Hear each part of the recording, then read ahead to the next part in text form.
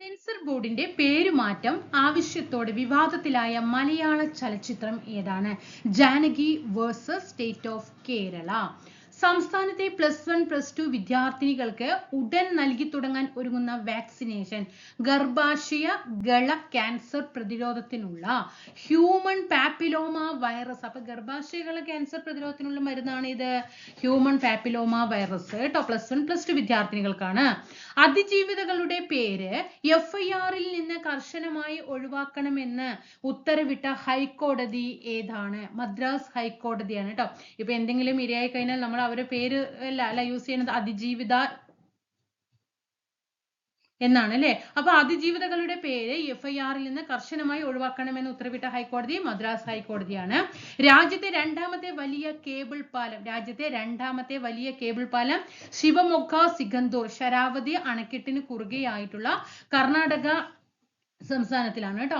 ശിവമൊഗ്ഗ സിഗന്തൂർ ശരാവതി അണക്കെട്ടിന് കുറുകെ. എങ്കിൽ വലുത് ഏതാണ്? ഏറ്റവും ഫസ്റ്റത്തെ ഏതാണ്? അപ്പോ ഇത് രാജ്യത്തെ രണ്ടാമത്തെയാണ് എന്ന് പറഞ്ഞു.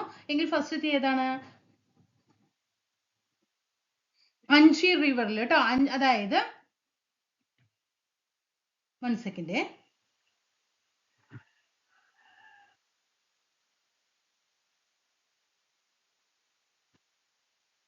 ശ്രദ്ധിക്കണേ. അഞ്ചിഗാദ് കേട്ടോ. അഞ്ചിഗാദ് പാലമാണ് കേട്ടോ. ഏതാണ് ഫസ്റ്റത്തേത്? അഞ്ചിഗാദ് കേട്ടോ. അഞ്ചിഗാദ് പാലം എവിടെയാണ്? ജമ്മു ആൻഡ് കാശ്മീരിൽ ചിനാബ് നദിക്ക് കുറുകെയാണ് കേട്ടോ. ചിനാബ് നദിക്ക് കുറുകെയായിട്ടാണ് ഫസ്റ്റത്തേത് സ്ഥിതി ചെയ്യുന്നത്. ലോകത്തിലെ ഏറ്റവും വലിയ അണക്കെട്ടിന്റെ നിർമ്മാണം ചൈന ആരംഭിക്കുന്നുണ്ട് കേട്ടോ. ലോകത്തിലെ ഏറ്റവും വലിയ അണക്കെട്ടിന്റെ നിർമ്മാണം ചൈന ആരംഭിക്കുന്നുണ്ട്. അത് ഏത് നദിയിലാണ്? ബ്രഹ്മപുത്ര നദിയിലാണ് കേട്ടോ. ലോകത്തിലെ ഏറ്റവും വലിയ അണക്കെട്ടിന്റെ നിർമ്മാണം ചൈന ആരംഭിക്കുന്നത് ഏത് നദിയിലാണ്? ബ്രഹ്മപുത്ര നദിയിലാണ്. അപ്പൊ നമുക്ക് ഒന്നുകൂടി നോക്കാം. സെൻസർ ബോർഡിന്റെ പേരുമാറ്റം ആവശ്യത്തോടെ വിവാദത്തിലായ മലയാള ചലച്ചിത്രം ഏത് എന്ന് ചോദിച്ചാൽ ഏത് പറയും?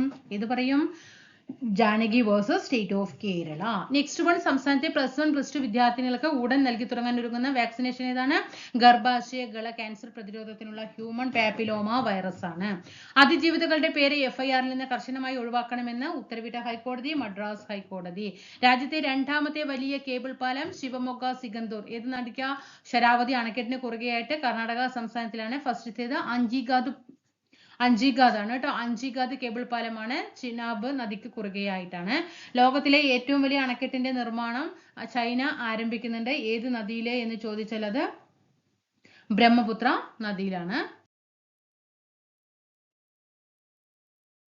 നമ്മൾ പറഞ്ഞു ചൈന നിർമ്മിക്കാൻ പോകുന്നുണ്ട്, ഏറ്റവും വലിയ അണക്കെട്ടിന്റെ നിർമ്മാണം ചൈന ആരംഭിക്കാൻ പോകുന്നുണ്ടെന്ന് പറഞ്ഞു. അതിലൊന്ന് നോട്ട് ചെയ്യാനുണ്ട് നിങ്ങൾ കേട്ടോ. പക്ഷെ ഇപ്പൊ ലോകത്തിലെ ഏറ്റവും വലിയ അണക്കെട്ട് ഏതാണ്? ത്രിഗോർജസ് ഡാം ആണ് അല്ലെ. ഇപ്പൊ ഏറ്റവും വലിയ അണക്കെട്ട് ഏതെന്ന് ചോദിച്ചാൽ ത്രിഗോർജസ് ഡാം ആണ് കേട്ടോ. ത്രിഗോർജസ് ഡാം ആണ്. അപ്പൊ ഇതിനേക്കാൾ വലുതായിട്ടാണ് ചൈന എന്ത് ചെയ്യാൻ പോകുന്നത്? ഇനി ലോകത്തിലെ ഏറ്റവും വലിയ അണക്കെട്ടിന്റെ, അതായത് ഈ ത്രിഗോർജസ് ഡാമിനെയും പിന്നിലാക്കിക്കൊണ്ട് എന്ത് ചെയ്യാണ്? ലോകത്തിലെ തന്നെ ഏറ്റവും വലിയ, ലോകത്തിലെ തന്നെ ഏറ്റവും വലിയ അണക്കെട്ടിന്റെ നിർമ്മാണം ചൈന ആരംഭിക്കുന്നത് എവിടെയാണെന്ന് ചോദിച്ചാൽ ബ്രഹ്മപുത്ര നദിയിലാണ്. ബ്രഹ്മപുത്ര നദിയിൽ എന്ന് പറയുമ്പോൾ നമ്മൾ ടിബറ്റിലെ ഇന്ത്യ ചൈന അതിർത്തിയിൽ കേട്ടോ. India China അതിർത്തിയില് Arunachal പ്രദേശിനടുത്തുള്ള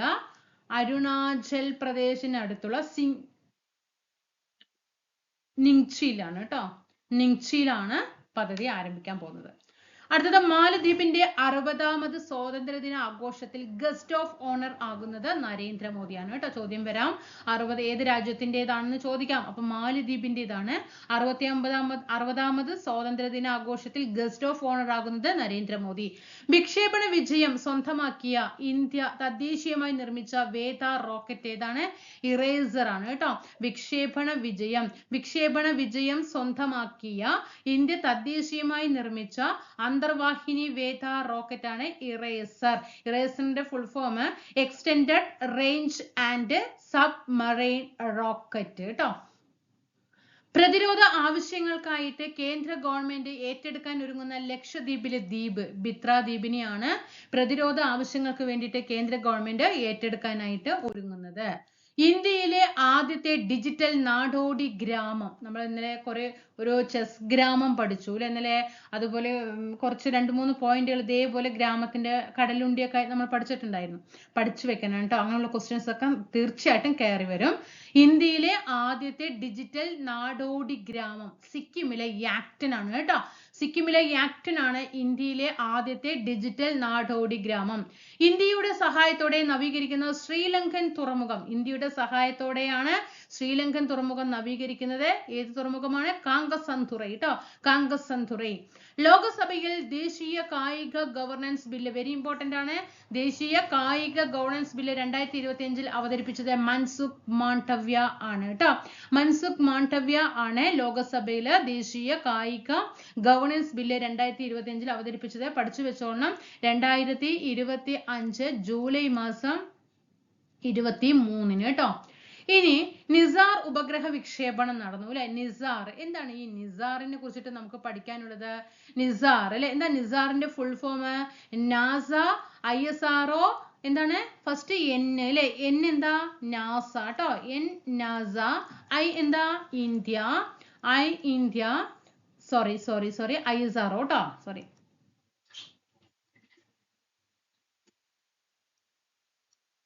NASA, ISRO, synthetic aperture radar കേട്ടോ. സിന്തറ്റിക് അപ്പർച്ചർ റഡാർ, ഇതാണ് ഇതിന്റെ കറക്റ്റ് ഫുൾ ഫോം. 2025 ജൂലൈ മാസം 30 വിക്ഷേപണം നടന്നത് കേട്ടോ. റോക്കറ്റ് ഏത് എന്ന് ചോദിച്ചാൽ GSLV F-16 കേട്ടോ. GSLV F-16 ആണ്. എന്താണ് ഇതിന്റെ ഈ ഉപഗ്രഹത്തിന്റെ പ്രത്യേകത എന്താണ്? ഇരട്ട ഫ്രീക്വൻസി ഉള്ള സിന്തറ്റിക് അപ്പർച്ചർ റഡാറിലൂടെ ഭൂമിയെ നിരീക്ഷിച്ചിട്ട് ചിത്രങ്ങൾ പകർത്തുന്ന ആദ്യ നിരീക്ഷണ ഉപഗ്രഹമാണിത്. ഏത്? നിസാർ. ഇരട്ട ഫ്രീക്വൻസി കേട്ടോ. ഇരട്ട ഫ്രീക്വൻസി. ഓക്കെ. ഇരട്ട ഫ്രീക്വൻസി സിന്തറ്റിക് അപ്പർച്ചർ റഡാറിലൂടെ ഭൂമിയെ നിരീക്ഷിച്ചിട്ട് ചിത്രങ്ങൾ പകർത്തുന്ന ആദ്യത്തെ നിരീക്ഷണ ഉപകരണം ആണ് നിസാർ എന്ന് പറയുന്നത്. ഭാരം വന്നിട്ട് 2392 കിലോഗ്രാം ഭാരമാണ് നിസാറിന് കേട്ടോ. ഓക്കെ. അതേപോലെ കടലിന്റെ ഇതിന്റെ പ്രത്യേകത, ഇനി ഇതിനെ കൊണ്ട് എന്തൊക്കെയാണ് സാധ്യമാകുക?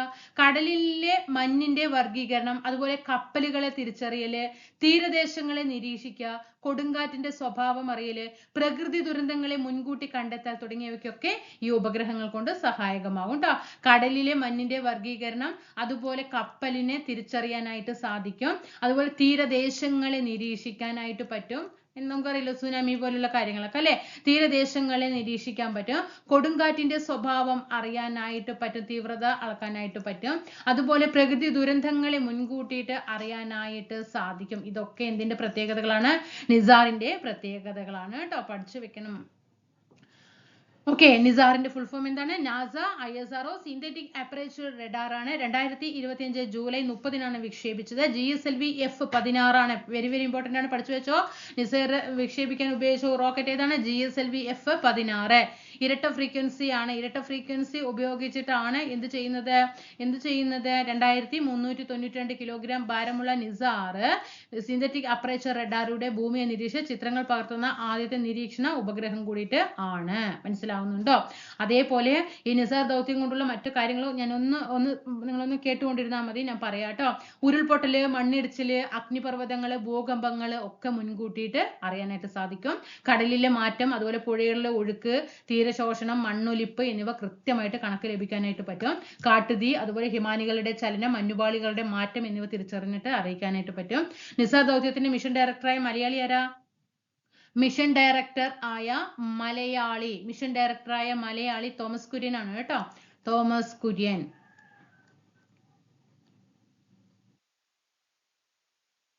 അതേപോലെ തന്നെ ISROയും നാസയും സംയുക്തമായി നടത്തുന്ന ആദ്യത്തെ ഉപഗ്രഹ വിക്ഷേപണമാണിത്. നിസാർ ചോദ്യം വരും. പഠിച്ചുകൊള്ളണം. ISROയും നാസയും സംയുക്തമായിട്ട് നടത്തുന്ന ആദ്യത്തെ ഉപഗ്രഹ വിക്ഷേപണമാണ് നിസാർ. ഇന്റലിജൻസ് ഉപയോഗിച്ച് പ്രവർത്തിക്കുന്ന റോബോട്ടുകളുടെ ലോകത്തെ ആദ്യത്തെ ഫുട്ബോൾ മത്സരം നടത്തിയ രാജ്യം ചൈനയാണ് കേട്ടോ. 17ാമത് ബ്രിക്സ് ഉച്ചകോടി 2025 17ാമത്തത്. അപ്പോൾ 5 2 7 അപ്പോൾ 17 കേട്ടോ. 17ാമത് ബ്രിക്സ് ഉച്ചകോടിയുടെ വേദി റിയോ ഡി ജനീറോ ബ്രസീലാണ്. 2026 18ാമത് ബ്രിക്സ് ഉച്ചകോടിയുടെ വേദി ഇന്ത്യയിലാണ് കേട്ടോ.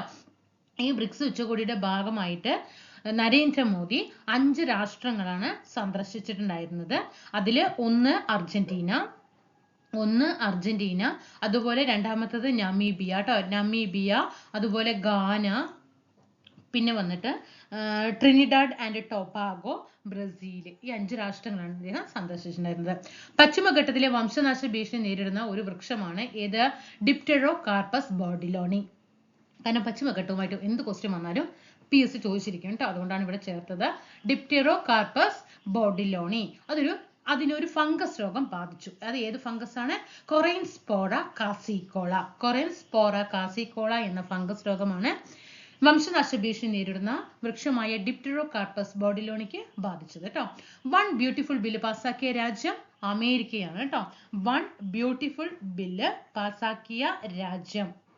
ഓക്കെ, അതായത് ഡൊണാൾഡ് ട്രംപ് അതായത് US ടാക്സ് ബഡ്ജറ്റ് ബില്ലാണ് കേട്ടോ ഇത്. ഓക്കെ, ഏതാണ്? US-ന്റെ ടാക്സ് ബഡ്ജറ്റ് ബില്ലാണ് വൺ ബ്യൂട്ടിഫുൾ ബില്ല് എന്ന് പറയുന്നത്. US-ന്റെ ടാക്സ് ബഡ്ജറ്റ് ബില്ലാണ്. അതിന് ഡൊണാൾഡ് ട്രംപ് വിശേഷിപ്പിച്ചതാണ് എന്ത്? വൺ ബ്യൂട്ടിഫുൾ ബില്ല് എന്ന് കേട്ടോ. അത് പാസാക്കിയ രാജ്യം അമേരിക്കയാണ്. ശുഭാംശു ശുക്ല ആക്സിയം 4 ബഹിരാകാശ ദൗത്യത്തിൽ മുളപ്പിച്ച വിത്തുകൾ ഏതൊക്കെയാണ്? ഉലുവയുടെയും ചെറുപയറിന്റെയും കേട്ടോ. ശുഭാംശു ശുക്ല ആക്സിയം 4 ബഹിരാകാശ ദൗത്യത്തിൽ മുളപ്പിച്ച വിത്തുകൾ ഉലുവയും ചെറുപയറും. അപ്പൊ ഇവിടെ AI ഉപയോഗിച്ച് പ്രവർത്തിക്കുന്ന റോബോട്ടുകളുടെ ലോകത്തിലെ ആദ്യത്തെ ഫുട്ബോൾ മത്സരം നടത്തിയ രാജ്യം ചൈനയാണ് എന്ന് പറഞ്ഞു. പിന്നെ എന്താ പഠിച്ചത്? 17ാമത് ബ്രിക്സ് ഉച്ചകോടി 2025 റിയോ ഡി ജനീറോ ബ്രസീല്, 2026 18ാമത്തത് ഇന്ത്യയിലാണ്. പശ്ചിമഘട്ടത്തിലെ വംശനാശ ഭീഷണി നേരിടുന്ന വൃക്ഷം ഏതാണ്? ഡിപ്റ്റെറോകാർപ്പസ് ബോർഡിലോണിയാണ്. അതിന് ബാധിച്ച ഫംഗസ് രോഗമാണ് കൊറൈൻസ്പോറ കാസിക്കോള. വൺ ബ്യൂട്ടിഫുൾ ബില്ല് പാസാക്കിയ രാജ്യം അമേരിക്കയാണ്. ശുഭാംശു ശുക്ല ആക്സിയം 4 ബഹിരാകാശ ദൗത്യത്തിൽ മുളപ്പിച്ച വിത്തുകൾ ഉലുവയും ചെറുപയറിന്റെയും വിത്തുകളാണ്. വോട്ടിംഗ് പ്രായം 18 നിന്നും 16 കുറയ്ക്കാൻ ഒരുങ്ങുന്ന രാജ്യം UK, ബ്രിട്ടൻ ആണ് കേട്ടോ. വോട്ടിംഗ് പ്രായം 18 നിന്നും 16 കുറയ്ക്കാൻ ഒരുങ്ങുന്ന രാജ്യം UK. ഡ്രോൺ 1 ആശയവിനിമയ ഉപഗ്രഹം വിക്ഷേപിച്ച രാജ്യം ഇസ്രായേലാണ്. ഡ്രോൺ 1 എന്ന ആശയവിനിമയ ഉപഗ്രഹം വിക്ഷേപിച്ച രാജ്യം ഇസ്രായേൽ. തെക്കൻ ചൈന കടലിൽ രൂപം കൊണ്ട് ഉഷ്ണമേഖലാ കൊടുങ്കാറ്റായിട്ട് വിയറ്റ്നാമിൽ ആഞ്ഞടിച്ച ചുഴലിക്കാറ്റ് വിഫ ട്ടോ. തെക്കൻ ചൈന കടലിൽ രൂപം കൊണ്ട് ഉഷ്ണമേഖലാ കൊടുങ്കാറ്റായി വിയറ്റ്നാമിൽ ആഞ്ഞടിച്ച ചുഴലിക്കാറ്റ് വിഫ. 2025 ലോക ബാങ്കിന്റെ ഗിനി സൂചിക പ്രകാരം ഏറ്റവും അധികം സാമ്പത്തിക സമത്വമുള്ള രാജ്യം സ്ലോവാക്യ കേട്ടോ. സ്ലോവാക്യയാണ് 2025 ലോക ബാങ്കിന്റെ ഗിനി സൂചിക പ്രകാരം ഏറ്റവും അധികം സാമ്പത്തിക സമത്വമുള്ള രാജ്യം സ്ലോവാക്യ. ഇന്ത്യയുടെ സ്ഥാനം 4ാം സ്ഥാനമാണ്. 2025 ഹെൻലി പാസ്പോർട്ട് ഇൻഡെക്സ് ശക്തമായ പാസ്പോർട്ടുള്ള രാജ്യം എപ്പോഴും ചോദ്യം വരാറുള്ള മേഖലയാണ്. വെരി ഇമ്പോർട്ടന്റ് ആണ്, പഠിച്ചു വെക്കണം. സിംഗപ്പൂരാണ്. ഇന്ത്യയുടെ സ്ഥാനം 2025 77 കേട്ടോ. അതിങ്ങനെ കണക്ട് ചെയ്താൽ മതി കേട്ടോ. 5 2 7 7 7 എന്ന് കണക്ട് ചെയ്യും കേട്ടോ. 2025 ഹെൻലി പാസ്പോർട്ട് ഇൻഡെക്സ് ശക്തമായ പാസ്പോർട്ടുള്ള രാജ്യം സിംഗപ്പൂരാണ്. ഇന്ത്യയുടെ സ്ഥാനം 77.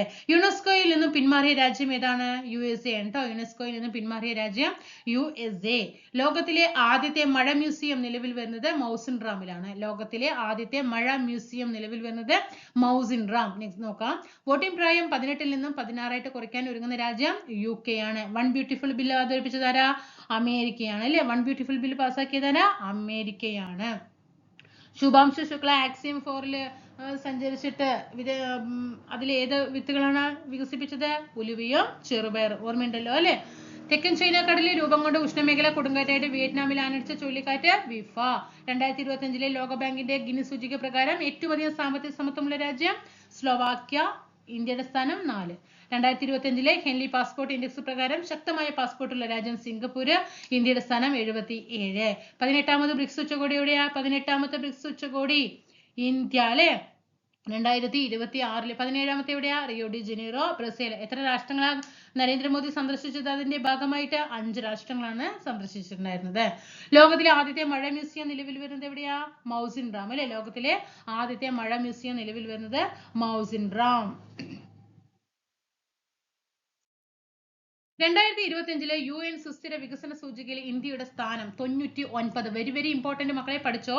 2025 UN സുസ്ഥിര വികസന സൂചികയിൽ ഇന്ത്യയുടെ സ്ഥാനം എത്രയാ? 99 അല്ലെ. 99. ഇത് നിങ്ങൾക്ക് ചിലപ്പോ നോക്കില്ലേ, 5 2 7 7 2 9 അല്ലെ. അങ്ങനെ 9 ഇത് എന്താണെന്ന് അറിയാം. ഇതിപ്പോ വെറുതെ ഒന്നും നമ്മളിപ്പോ കോഡൊന്നുമില്ല, ഇതിപ്പോ ഇങ്ങനെ കണക്ട് ചെയ്തു, ഇത് ഇനി അങ്ങനെ വിട്ടു.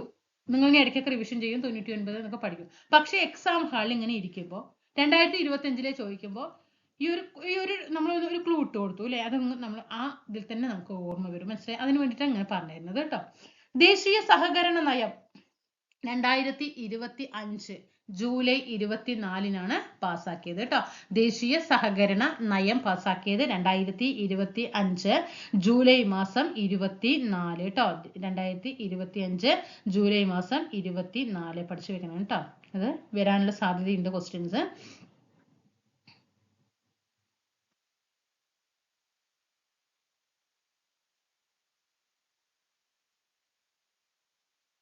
ദേശീയ സഹകരണ നയം 2025 പുറത്തിറക്കിയത് 2025 ജൂലൈ 24. അന്താരാഷ്ട്ര ചാന്ദ്ര ദിനത്തിന്റെ പ്രമേയം എന്താണ്? 1 മൂൺ 1 വിഷൻ 1 ഫ്യൂച്ചർ കേട്ടോ. 1 moon 1 vision 1 future. 2025 world economic വാർഷിക സമ്മേളന വേദി. അതെപ്പോഴും നമുക്കറിയാം, സാമ്പത്തിക സമ്മേളന വേദി എപ്പോഴും ദാവോസ് ആയിരിക്കും. സ്വിറ്റ്സർലൻഡിലെ ദാവോസ് ആയിരിക്കും സ്ഥിരം വേദിയാണ് കേട്ടോ. അതൊരിക്കലും മാറില്ല. അടുത്ത വർഷം ഈ വർഷം ഒന്നും മാറില്ല, അത് എപ്പോഴും ദാവോസ് തന്നെയായിരിക്കും. പാലസ്തീനിനെ സ്വതന്ത്ര രാജ്യമായിട്ട് അംഗീകരിച്ച ആദ്യത്തെ G7 രാജ്യം ഫ്രാൻസ് ആണ്.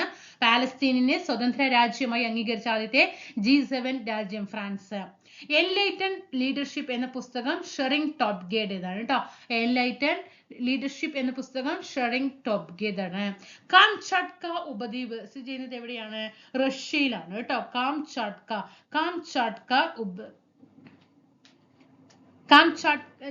എന്നാണ് കേട്ടോ. കാംചാട്ക എന്നാണ്. കാംചാട്ക ഉപദ്വീപ് റഷ്യ. എന്താ ഈ ഉപദ്വീപിന്റെ പ്രത്യേകത?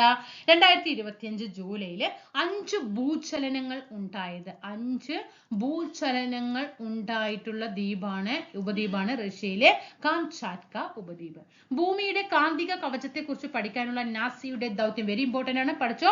ട്രേസേഴ്സ് ആണ് കേട്ടോ. ഭൂമിയുടെ കാന്തിക കവചത്തെ കുറിച്ച് പഠിക്കാനുള്ള നാസയുടെ ദൗത്യം ട്രേസേഴ്സ് ആണ്. 72ാം ലോകസുന്ദരി പട്ടം മിസ് വേൾഡ് 2025 ആരാണ് നേടിയത്? ഓപ്പൽ സുജാത ചുങ്സ്രി ആണ് കേട്ടോ. ഓപ്പൽ സുജാത ചുങ്സ്രി ആണ്. മിസ് തായ്ലൻഡ് ആണ് കേട്ടോ. തായ്ലൻഡുകാരിയാണ് കേട്ടോ.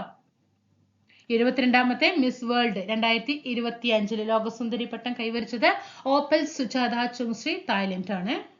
ഒന്നും കൂടി നോക്കാം. 2025 UN സുസ്ഥിര വികസന സൂചികയിൽ ഇന്ത്യയുടെ സ്ഥാനം 99.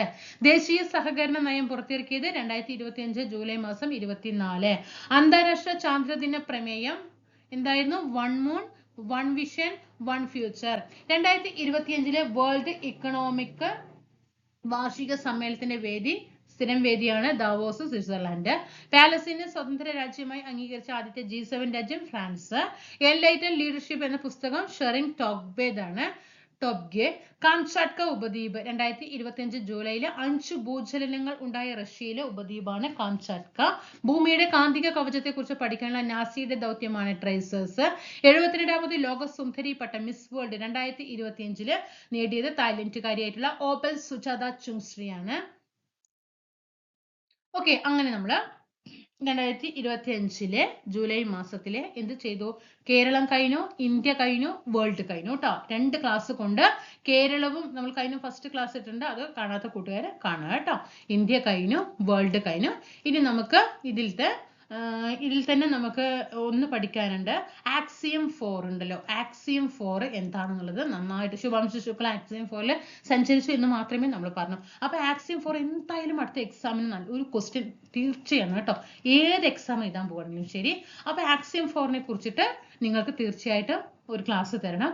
അതേപോലെ തന്നെ കുറെ ഓപ്പറേഷൻസ് നടന്നിട്ടുണ്ട്. ഓക്കെ, കുറെ ഓപ്പറേഷൻസ്, ഇപ്പോൾ പഹൽഗാം ഭീകരാക്രമണമാണെങ്കിലും ഏതാണെങ്കിലും അങ്ങനെ കുറെ ഓപ്പറേഷൻസ് നടത്തുന്നുണ്ട്. ആ ഓപ്പറേഷന്റെ ഒരു ക്ലാസ് തരാം. അതേപോലെ ജൂലൈയുമായി ബന്ധപ്പെട്ട് ജൂലൈയിൽ നടന്നിട്ടുള്ള സ്പോർട്സിലെ കറണ്ട് അഫെയറും തരാം കേട്ടോ. അടുത്തത് ഇങ്ങനെ ഈ 3 രീതിയിലായിരിക്കും ക്ലാസ്സുകൾ പോകുക കേട്ടോ. കറണ്ട് അഫെയറിന്റെ ക്ലാസ് ചിലപ്പോൾ നാളെ അങ്ങനെ ഉണ്ടാവില്ല. ഇന്ന് നമ്മൾ കോൺസ്റ്റിറ്റ്യൂഷനിലേക്ക് കടക്കും. അതിന്റെ ഇടയിൽ കൂടെ ആക്സിയം ഫോർ തരും, ഓപ്പറേഷൻസ് തരും, സ്പോർട്സ് തരും, അങ്ങനെ പോകും കേട്ടോ. നമ്മൾ ക്വസ്റ്റ്യൻ പേപ്പർ വർക്കൗട്ടിലേക്ക് കടക്കും കേട്ടോ. എന്തായാലും ഈ ഓണം കഴിഞ്ഞതും, ഓക്കെ, ഇന്നും നാളെയും എന്തായാലും ഇനിയിപ്പോൾ 2 ദിവസം നമ്മൾ ഓണത്തിന്റെ ലീവൊക്കെ ആയിരിക്കും. ഓണം കഴിഞ്ഞതും എന്ത് ചെയ്യും, നമ്മൾ രാവിലെ കോൺസ്റ്റിറ്റ്യൂഷന്റെ ക്ലാസ് രാവിലെ, അതേപോലെ കറണ്ട് അഫെയറിന്റെ ക്ലാസ് ആയിട്ട് പോകും. ഉച്ചയ്ക്ക് ശേഷം ക്ലാസ് ഏത് വരും, പ്രീവിയസ് ക്വസ്റ്റ്യൻ പേപ്പർ 2025 ജനുവരിയിൽ തുടങ്ങിയിട്ട് കുറച്ച് ക്വസ്റ്റ്യൻ പേപ്പർ ആയിട്ട് അതുമായി അനുബന്ധ വിവരങ്ങൾ അടങ്ങും ക്ലാസ്സുകൾ പഠിച്ചു പോകും കേട്ടോ. അപ്പൊ തീർച്ചയായിട്ടും ക്ലാസ്സുകൾ ഇഷ്ടപ്പെട്ടാൽ തീർച്ചയായിട്ടും സബ്സ്ക്രൈബ് ചെയ്ത് സപ്പോർട്ട് ചെയ്യാം കേട്ടോ. അടുത്ത ക്ലാസ്സിൽ കാണാം. Thank you.